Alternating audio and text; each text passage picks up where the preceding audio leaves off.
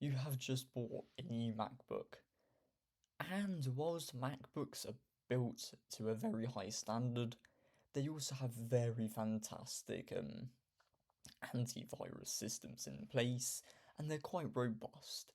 It's still possible to get malware, adware, and other types of viruses that might happen.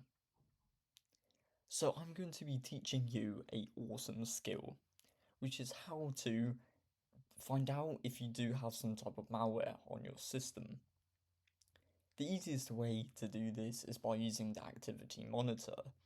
However, not everyone will know how to read the monitor. So this video, or this tutorial, aims to fix this problem. Finding the activity monitor is incredibly easy. And when you're here, you're greeted with CPU, memory, energy, disk, and network. These all tell you different things.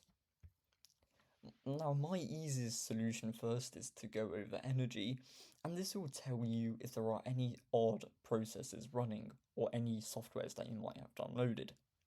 So far, these are all pretty healthy softwares.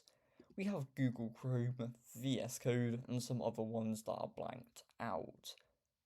So far, no malware on my MacBook.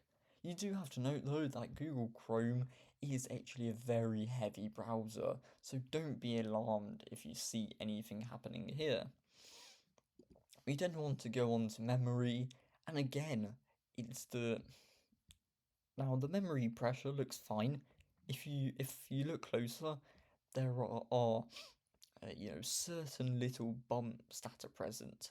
But overall, if the memory pressure is increasing drastically, that could mean that there is some malware present onto your computer and it's using up loads of your memory. Right now, the MacBook is idling, but because I have loads of Google Chrome windows open for different purposes and my university work, the Google Chrome metric will be much higher. And you can also see the ports that these applications are using or have open. Now, network could help as well, but generally speaking, I focus on energy. Sometimes your disk could help. So right now, I'm capturing the screen. So generally speaking, we then go over to the CPU. And as I said again, because I'm not really doing anything intensive, the CPU load will be very low. Okay, and you can basically see all of these processes that are running in the background. Most of these are normal. Now, sometimes the processes they can turn to like a red color. I've seen this before, and it doesn't really mean much. Now, at times you will have to look at the users to see whoever is running it though, because there are viruses out there who can create a new user, and you want to research all the processes. For example, I have a Western Digital drive and it's doing something. And this is the most simplest way of basically finding potential malware or viruses. Again, at times if you're confused, you want to be able to search up what these are.